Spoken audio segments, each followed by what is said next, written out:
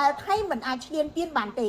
លោកលីសវណ្ណរិទ្ធមិនបានបញ្ជាក់ច្បាស់ពីចំណាត់ការនោះទេដោយសារតែនេះគឺជាការសម្ងាត់សន្តិសុខក៏ប៉ុន្តែលោកបញ្ជាក់ថាកងកម្លាំងកម្ពុជាត្រៀមការពារប្រជាពលរដ្ឋយ៉ាងខ្ជាប់ខ្ជួន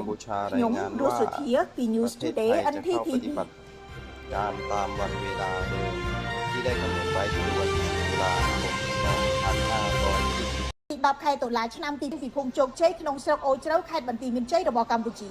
កាសែត The Nation បានរាយការណ៍ថាអាជ្ញាធរខេត្តស្រះកែវបានសម្រេចថានឹងអនុវត្តទៅតាមផែនការបណ្ដេញពលរដ្ឋខ្មែរចេញដោយមិនផ្លាស់ប្ដូរអាជ្ញាធរខេត្តបន្ទាយមានជ័យឆ្លើយតបថាកម្ពុជាមានចំណាត់ការដូចគ្នាដើម្បីទប់ទល់នឹងការពារពលរដ្ឋមន្ត្រីខេត្តស្រះកែវបញ្ជាក់នៅថ្ងៃទី8 ខែតុលាឆ្នាំ2025ថាប្រតិបត្តិការនេះនឹងដំណើរការដោយការគ្រោងទុកដើម្បីទាមទារយកតំបន់នោះមកវិញខណៈដែលកម្ពុជាមិនព្រមរៀបចំផែនការជំនះដែលថៃតម្រូវក្រោមការវិតម្លៃរួមដែលមានអាជ្ញាធរខេត្តស្រះកែវនិងក្រុមកងទ័ពថៃផងកាសែត The Nation ថាពួកគេនឹងចាប់ខ្លួនកាត់ទោសនិងនិរទេសពលរដ្ឋខ្មែរទាំងឡាយណាដែលមិនព្រមចាកចេញពីភូមិជោគជ័យពួកគេថាវិធានការនេះគឺស្របនឹងច្បាប់អន្តោប្រវេសន៍របស់ថៃ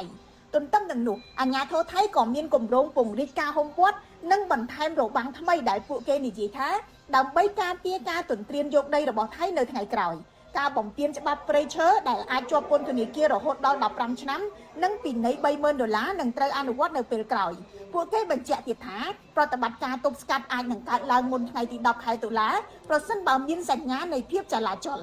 នៅចំពោះមុខនៃការគម្រាមកំហែងលោកលីសវណ្ណរិទ្ធអភិបាលរងខេត្តបន្ទាយមានជ័យនិងជាអ្នកនាំពាក្យផងបានប្រាប់ភ្នាក់ងារព័ត៌មានរបស់ News Today នៅព្រឹកថ្ងៃទី9 ខែតុលាថាប្រសិនបើថៃហ៊ានយកច្បាប់ក្នុងស្រុកមកអនុវត្តលើទឹកដីកម្ពុជាក៏នឹងមានចំណាត់ការដូចគ្នាដើម្បីទប់ទល់មិនឲ្យថៃដេញពលរដ្ឋខ្មែរចេញពីមូលដ្ឋានរបស់ខ្លួនឡើយព្រោះនេះគឺជាអធិបតេយ្យភាពរបស់កម្ពុជាដែលថៃ